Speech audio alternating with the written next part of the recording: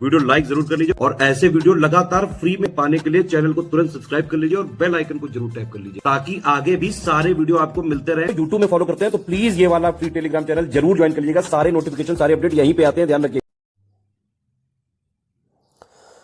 नमस्कार साथियों, स्वागत है आप सभी का बीईओ और पीसीएस की डीवाई सीरीज में। तो सबसे पहले तो मैं आपको बता दूं कि आरओ का आंदोलन बहुत तेज़ी से चल रहा है और जैसा कि आज न्यूज़ आई कि यूपी पुलिस का पेपर तो रद्द हो गया है, तो बहुत हद तक संभावना है कि जो आरओ का पेपर आउट हुआ था वो भी रद्द हो सकता है। तो छात्रों की ताकत जो है सरकार समझेगी, ऐसी बात नहीं है। यूपी पुलिस वालों ने झुका लिया तो हम भी झुका लेंगे और पेपर दोबारा होगा, री एग्ज़ाम होगा। SCS इस आंदोलन में आपके साथ है, ठीक है। चलिए, आज का जो टॉपिक होने वाला है जिसकी हम चर्चा करेंगे वो है साथियों राष्ट्रपति, प्रेसिडेंट ऑफ इंडिया। तो राष्ट्रपति के बारे में सबसे पहले अगर मैं आपको बताऊं, जो बेसिक चीज़ें आपको याद रखनी है वो है ये कि सबसे पहले तो कहाँ पर है, तो भारतीय संविधान के भाग 5 में है, ये ध्यान रखना है आपको। और दूसरा, जो भारतीय संविधान का भाग 5 है उसमें 52 से लेके 78 तक आपको उल्लेख मिलता है संघ की कार्यपालिका का।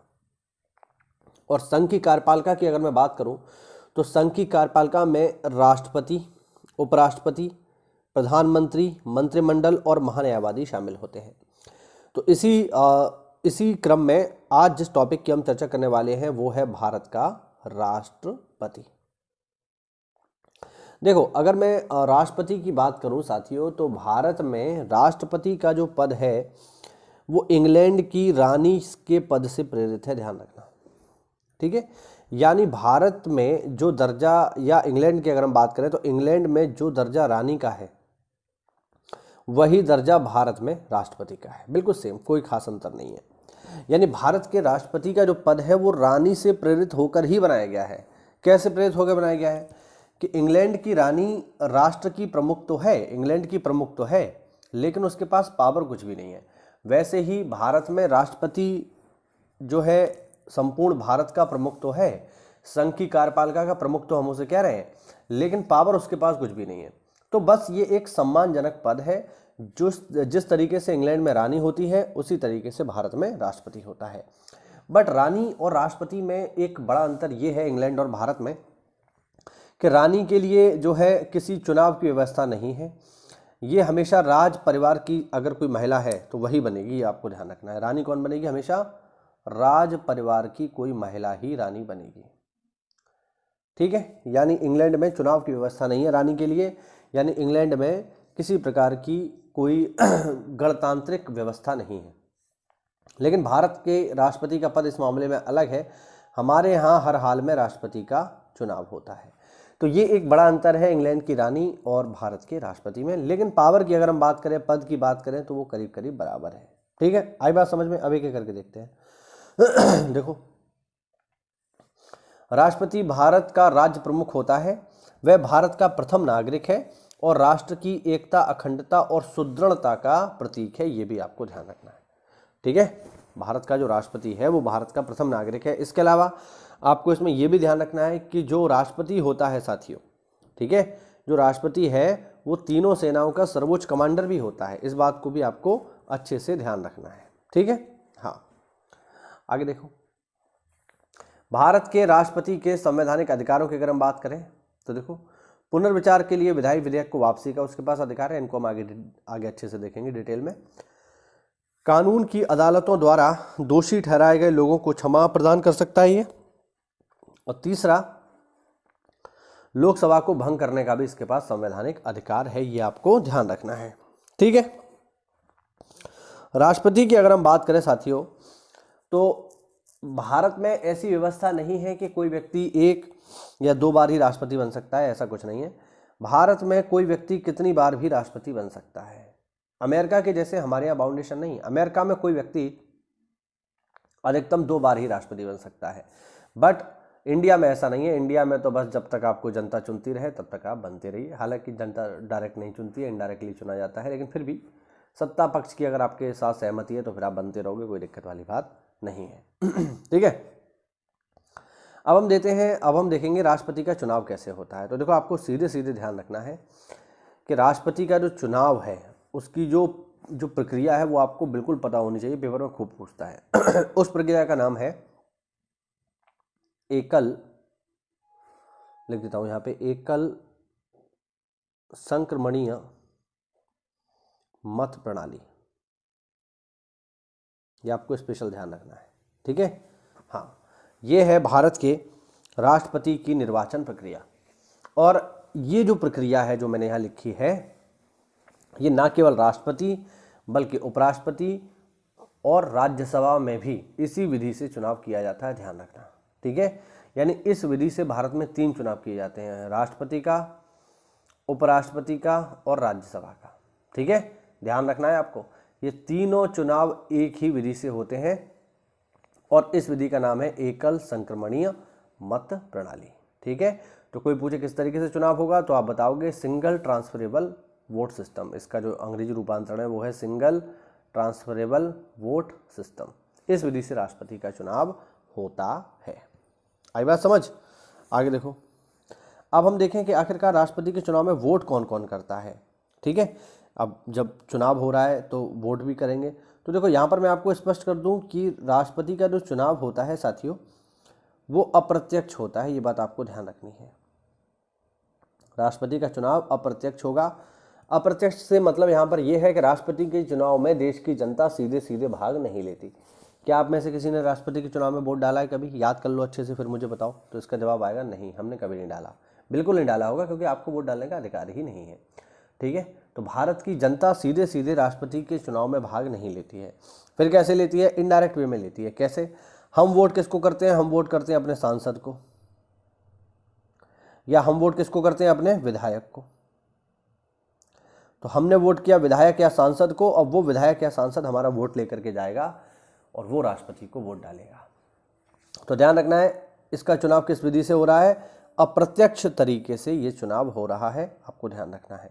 अब हम जरा देखते हैं कि इसमें कौन कौन वोट डालेगा। राष्ट्रपति के चुनाव में वोट डालने का अधिकार किसके पास है? तो देखो, सबसे पहले तो संसद के दोनों सदनों के निर्वाचित सदस्य। निर्वाचित सदस्य का मतलब है जो चुनाव से आए हैं, ध्यान रखना, सीधी सीधी बात है। निर्वाचित का अर्थ क्या है? चुनाव से आए लोग। वो सभी लोग जो चुनाव के माध्यम से आए हैं वही लोग वोट डालेंगे संसद में, यानी लोकसभा और राज्यसभा में। इसके अलावा राज्य विधानसभा के जितने भी निर्वाचित सदस्य हैं वो इसमें वोट डालेंगे, ठीक है। विधानसभा के भी जो चुनाव से आए हैं वो ही लोग वोट डालेंगे, इसको ध्यान रखना है। इसके अलावा दिल्ली और पांडिचेरी विधानसभाओं के निर्वाचित सदस्य वोट डालेंगे। अगर मैं इसको एक लाइन में समझाने का प्रयास करूं तो यहाँ पर हम लिख सकते हैं लोकसभा, राज्यसभा और विधानसभा के निर्वाचित सदस्य। निर्वाचित सदस्य का सीधा सा अर्थ ये हुआ कि वे सदस्य जो चुनाव के माध्यम से आए हैं, ठीक है। हाँ, जो चुनाव के माध्यम से आए हैं वो निर्वाचित हैं, वही लोग वोट डालेंगे। जितने भी सदस्य मनोनीत होते हैं उनको इसमें वोट डालने का अधिकार नहीं है, ठीक है। ये बात आप लोग ध्यान रखिएगा। अब देखो, अगर कोई व्यक्ति राष्ट्रपति बनना चाहता है तो उसके लिए योग्यताएं क्या क्या हैं वो भी देख लीजिए। तो राष्ट्रपति बनने की योग्यताएं बहुत ही आसान है, कुछ ऐसी कठिन नहीं है, आप आसानी से इसको पूरा कर सकते हैं। देखो, भारत का नागरिक होना चाहिए, कम से कम 35 साल का हो। ये बात आपको स्पेशल ध्यान रखनी है, कम से कम कितने साल का हो? 35 साल का होना चाहिए। जो भी व्यक्ति भारत में राष्ट्रपति बनना चाहता है उसकी आयु कम से कम 35 वर्ष होनी ही चाहिए। 35 वर्ष से कम आयु का कोई व्यक्ति भारत में राष्ट्रपति नहीं बन सकता, इस बात को हमेशा ध्यान रखना। मान लो पेपर में सवाल आया कि राष्ट्रपति बनने की अधिकतम आयु क्या है, तो देखो अधिकतम आयु कुछ भी नहीं है। 70, 80, 90, 100, 200, 500, 1000, जब तक तुम जिंदा रहो तब तक आप चुनाव में भाग ले सकते हो। तो इस चीज़ को ध्यान रखना। अक्सर करके पेपर पूछता है कि राष्ट्रपति बनने की अधिकतम आयु बताइए, और ऑप्शन दे दिया उसने 65 साल। तो ज़्यादातर लोग ठोंक के आते हैं 65 साल, फिर उन्हें लगता है नहीं 65 साल ही होता होगा। तो ये बात आपको ध्यान रखनी है कि राष्ट्रपति बनने की न्यूनतम आयु दी हुई है 35 साल, अधिकतम आयु का उल्लेख नहीं है। और अधिकतम आयु जब संविधान बता नहीं रहा है तो फिर आपको भी उसमें खामोशी रहना है, आपको अपनी अकल नहीं लगानी है। अगर संविधान ने ये कह दिया कि अधिकतम आयु कुछ है ही नहीं तो फिर कुछ भी नहीं है, फिर आपको उसमें 65 साल या 62 साल या अपने हिसाब से आप कुछ लगा रहे हो, वो गलत हो जाएगा। इस चीज़ को आपको स्पेशली याद रखना है, समझना है, ठीक है। चलो आगे देखो। इसके अलावा अगली योग्यता है कि वह लोकसभा का सदस्य बनने के योग्य होना चाहिए। ये भी आपको ध्यान रखना है। जो भी व्यक्ति राष्ट्रपति बनना चाहता है वह लोकसभा का सदस्य बनने के योग्य हो। इसके अतिरिक्त संघ सरकार अथवा राज्य सरकार में किसी लाभ के पद पे ना हो। ये योग्यता बहुत मजेदार है भाई। लाभ के पद पे ना हो, ध्यान रखना। लाभ के पद पे नहीं हो। अगर आप भारत सरकार या राज्य सरकार में किसी लाभ के पद पे हो, लाभ का पद हो गया, सीधी सी बात हो गई। लाभ के पद का मतलब है सरकारी नौकरी। तो अगर आप सरकारी नौकरी में हो या सरकार से किसी भी तरीके से जुड़े हुए हो, ठीक है, तो फिर आपको नहीं मिलेगा राष्ट्रपति का पद। यानी अगर आपको राष्ट्रपति बनना है तो पहले आपको अपनी सरकारी नौकरी छोड़नी पड़ेगी, उसके बाद आप राष्ट्रपति बनिए। लेकिन मजे की बात इसमें यह है कि अभी मान लो तुम कांस्टेबल बन जाओ 2000 ग्रेड पे के 35-40 हज़ार तुम्हारी तनख्वाह है, या तुम मान लीजिए कोई छोटे मोटे अधिकारी बन गए, तो तुम तो लाभ के पद पे हो। लेकिन जो मंत्री जी हैं, जो विधायक जी हैं, जो सांसद जी हैं, जो राज्यपाल जी हैं, इनकी तनख्वाह लाखों लाखों में चल रही है। रिटायर होने के बाद पेंशन भी ले रहे हैं ये। इनके पद को लाभ का पद नहीं माना जाता। ये बात आप ध्यान रखना, ठीक है। यानी अगर कोई विधायक है, कोई सांसद है, कोई राज्यपाल है, तो इनके पद लाभ के पद नहीं है भैया। ये तो जनता के सेवक हैं, इनका कोई लाभ का पद थोड़ी है, ये कोई लाभ थोड़ी कमा रहे हैं। ये तो जनता की सेवा कर रहे हैं, तो बेचारे बहुत गरीब हैं, है ना। इसीलिए संविधान में इनको छूट दे दी गई है। बाकी आपको मेरे जैसे जो सरकारी लोग हैं, जो सरकारी नौकरी प्राप्त करना चाहते हैं या प्राप्त कर चुके हैं, उनके पास बहुत पैसा है भाई। हाँ, ना तो उनको पेंशन देंगे हम, और ना ही राष्ट्रपति का चुनाव लड़ने के वो योग्य हैं, क्योंकि वो लाभ के पद पे हैं। बहुत पैसा कमा रहे हैं ये लोग। तो इतना जो है खूबसूरत है हमारा संविधान। नेताओं को बचाने के लिए पूरी व्यवस्था भारतीय संविधान में की गई है, क्योंकि भाई संविधान बनाया किसने है? नेताओं ने ही बनाया है। अब उन्हें पता है कि भाई आज हम शासन कर रहे हैं, कल को हमारे बेटे बेटी या उन्हीं के जो है वंशज शासन करेंगे, तो उनके लिए व्यवस्था वो बढ़िया करके गए हैं। बात समझ रहे हैं कि नहीं? अब देखो ये तो क्या लिखा है, किसी भी राज्य के राज्यपाल या संघ राज्य के किसी मंत्री को लाभ के पद पर नहीं माना जाता। इसीलिए ये लोग राष्ट्रपति बनने के योग्य हैं, आप और मैं योग्य नहीं है। आगे देखो, संविधान के अनुच्छेद 53 के अनुसार संघ की कार्यपालिका शक्ति राष्ट्रपति के पास है, ध्यान रखेंगे। अगला फैक्ट, राष्ट्रपति चुनाव को इस आधार पर स्थगित नहीं किया जा सकता कि निर्वाचक मंडल अधूरा है। जो विधानसभा भंग हो जाती है वह चुनाव में भाग नहीं ले सकती। ये बात आपको ध्यान रखना है, ठीक है।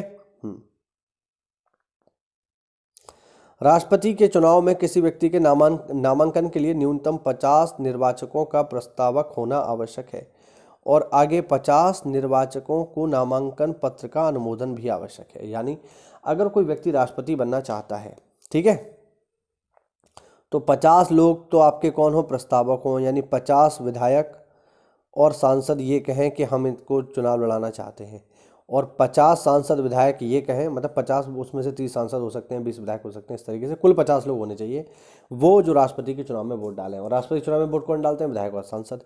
तो 50 तो आपके पास प्रस्तावक हो और 50 हो फिर अनुमोदक, यानी टोटल आपके पास 100 लोग होने चाहिए जो आपके सपोर्ट में हो, तब आप राष्ट्रपति के चुनाव में खड़े हो पाओगे। ध्यान रखना, अगर आपके पास इतनी संख्या नहीं है, आपके पास 100 लोग नहीं है, तो फिर आप राष्ट्रपति के चुनाव में नामांकन ही नहीं कर पाओगे, ठीक है। आपको चुनाव में खड़ा ही नहीं होने दिया जाएगा। ये व्यवस्था है आज के समय पे, ध्यान रखना, ठीक है। सवाल उठता है ऐसा क्यों किया गया? तो इसके पीछे लॉजिक बहुत सिंपल सा है। ऐसा इसलिए किया गया ताकि चुनाव में भीड़ ना हो। अब मान लो हम नॉर्मल चुनाव की तरह अगर कर दें, जैसे विधायकी सांसदी का चुनाव होता है कि कोई भी खड़ा हो सकता है, तो फिर आप विश्वास मानिए कम से कम नहीं जो है 5 से 6 हज़ार लोग राष्ट्रपति के चुनाव पर खड़े हो जाए, अगर ऐसी व्यवस्था हो जाए तो। लेकिन चूंकि 100 विधायक सांसद आपके सपोर्ट में हो, तो ये थोड़ा बड़ी बात है। इसीलिए राष्ट्रपति के चुनाव में न्यूनतम 1 और अधिकतम 2 ही उम्मीदवार होते हैं, ठीक है। ऐसा नहीं होता है 4-4, 5-5 उम्मीदवार है, ऐसा नहीं होता है। 2 ही उम्मीदवार होते हैं, ठीक है। एक उम्मीदवार होता है एनडीए का, एनडीए मतलब बीजेपी, ध्यान रखना। एक उम्मीदवार किसका होता है? एनडीए का। एक उम्मीदवार होता है यूपीए का। एनडीए का मतलब हो गया बीजेपी, और यूपीए का मतलब हो गया कांग्रेस। इन्हीं के एक उम्मीदवार होते हैं जिसकी सत्ता होती है। अब जैसे बीजेपी की सत्ता है तो बीजेपी का राष्ट्रपति बन जाएगा, कांग्रेस की सत्ता है तो कांग्रेस का बन जाएगा, ठीक है। एनडीए का मतलब है नेशनल डेमोक्रेटिक अलाइज, और यूपीए का मतलब है यूनाइटेड प्रोग्रेसिव अलाइज। ये ध्यान रखना, ये इनकी गठबंधन के नाम है, ठीक है। आगे देखो, भारत के राष्ट्रपति तीनों सेनाओं के प्रधान सेनापति हैं, यानी थल, जल और नभ तीनों के। राष्ट्रपति राष्ट्र का प्रतिनिधित्व करते हैं परंतु राष्ट्र का नेतृत्व नहीं करते। ये बात आपको ध्यान रखना है। राष्ट्र के प्रतिनिधि तो है लेकिन राष्ट्र के नेता नहीं है, ध्यान रखना। राष्ट्र का नेता प्रधानमंत्री होता है। किसी भी भौगोलिक क्षेत्र को ऐसी क्षेत्र घोषित करने का संवैधानिक अधिकार राष्ट्रपति के पास है। ठीक है, अगर कोई क्षेत्र है, अगर वो ये चाहता है कि वह अनुसूचित क्षेत्र में काउंट हो जाए तो उसके लिए ये अधिकार राष्ट्रपति के पास है। राष्ट्रपति ही ऐसा कर सकते हैं, बाकी कोई अन्य सरकार या सांसद या विधायक या मुख्यमंत्री ऐसा नहीं कर सकते। आगे देखो, अनुच्छेद 54 के अनुसार राष्ट्रपति के चुनाव में राज्य विधानमंडल के उच्च सदन अर्थात विधान परिषद के सदस्य भाग नहीं ले सकते। अतः यदि मुख्यमंत्री इस सदन का सदस्य है तो राष्ट्रपति के चुनाव में मतदान का भागीदारी नहीं बनेगा। यानी सीधी सी बात है, अगर राष्ट्रपति का चुनाव चल रहा है तो जो विधान परिषद के सदस्य हैं उनको इस चुनाव में भाग लेने का अधिकार नहीं है। सीधी सी बात है। ठीक है, विधान परिषद के लोग इसमें भाग नहीं लेंगे। फिर कौन भाग लेगा? भाग लेंगे केवल विधानसभा के सदस्य। ठीक है, कोई भी सदस्य जो विधान परिषद का है वो इसमें भाग नहीं लेगा। सवाल उठता है विधान परिषद को हमने बाहर क्यों कर दिया है? तो उसके पीछे सिंपल सा लॉजिक है। इसलिए बाहर कर दिया है कि केवल कुछ ही राज्यों के पास विधान परिषद है। जहां तक मैं याद कर पा रहा हूँ 6 राज्य ऐसे हैं जिनके पास विधान परिषद है, बाकी तो किसी के पास विधान परिषद है नहीं। तो जब सबके पास विधान परिषद नहीं है तो फिर सबको, मतलब अगर हम इनको वोटिंग का अधिकार दे देंगे राष्ट्रपति के चुनाव में तो उनके पास वोट ज़्यादा हो जाएंगे। इसी चीज़ को बैलेंस करने के लिए हमने क्या किया है, हमने विधान परिषद को बाहर ही कर दिया है कि विधान परिषद है तो भी वोट नहीं डालेगी और नहीं है तो वोट डाल ही नहीं सकती। सीधी बात है। ठीक है, हाँ। अब देखो, अगर भारत के राष्ट्रपति के चुनाव में कोई विवाद होता है तो उस विवाद को अनुच्छेद 71 के अनुसार भारत के सुप्रीम कोर्ट को भेजा जाएगा और सर्वोच्च न्यायालय द्वारा किया गया विनिश्चय अंतिम होगा। यानी सुप्रीम कोर्ट आप इस केस को ले जा सकते हो। अगर आप चाहते हो, आपको लग रहा है ऐसा कि चुनाव में धांधलीबाजी हुई है राष्ट्रपति में, तो आप उसे सुप्रीम कोर्ट ले जाइए। ध्यान रखना, यही एकमात्र ऐसा केस है यही एकमात्र ऐसा चुनाव है जिसमें विवाद होने पर आप जाते हैं कहाँ पे? आप जाते हैं सुप्रीम कोर्ट। अदरवाइज अगर चुनाव से संबंधी कोई विवाद है तो लोग कहाँ जाते हैं? इलेक्शन कमीशन जाते हैं। ध्यान रखना। ठीक है। आगे देखते हैं कब तक अपने पद पे काम करेगा। तो अनुच्छेद 56(1) के अनुसार राष्ट्रपति अपने पद ग्रहण की तिथि से 5 साल की अवधि के लिए कार्य करता है। यानी राष्ट्रपति का कार्यकाल कितना है? 5 साल है। ध्यान रखना। लेकिन पद वो अपना तब छोड़ेगा जब उसका उत्तराधिकारी आ जाएगा। इस चीज को आप लोग ध्यान रखिएगा। आगे देखो, अनुच्छेद 65 के अनुसार यदि मृत्यु, त्यागपत्र अथवा हटाए जाने की स्थिति में राष्ट्रपति का पद रिक्त हो जाए तो उस पद का कार्यभार उपराष्ट्रपति संभालेगा। ध्यान रखिएगा। यदि किन्हीं कारणों से उपराष्ट्रपति भी उपलब्ध नहीं है तो उच्चतम न्यायालय के मुख्य न्यायाधीश, और वो भी नहीं है अगर, तो उनके बाद जो सबसे वरिष्ठ होगा उसको राष्ट्रपति बनाया जाएगा। ये बात आपको ध्यान रखनी है। ठीक है, जैसे इसका क्या मतलब हुआ कि अगर राष्ट्रपति नहीं है तो उपराष्ट्रपति आ जाएंगे, उपराष्ट्रपति भी नहीं है तो सुप्रीम कोर्ट का चीफ जस्टिस आ जाएगा। ठीक है, हाँ, ये आपको ध्यान रखना है।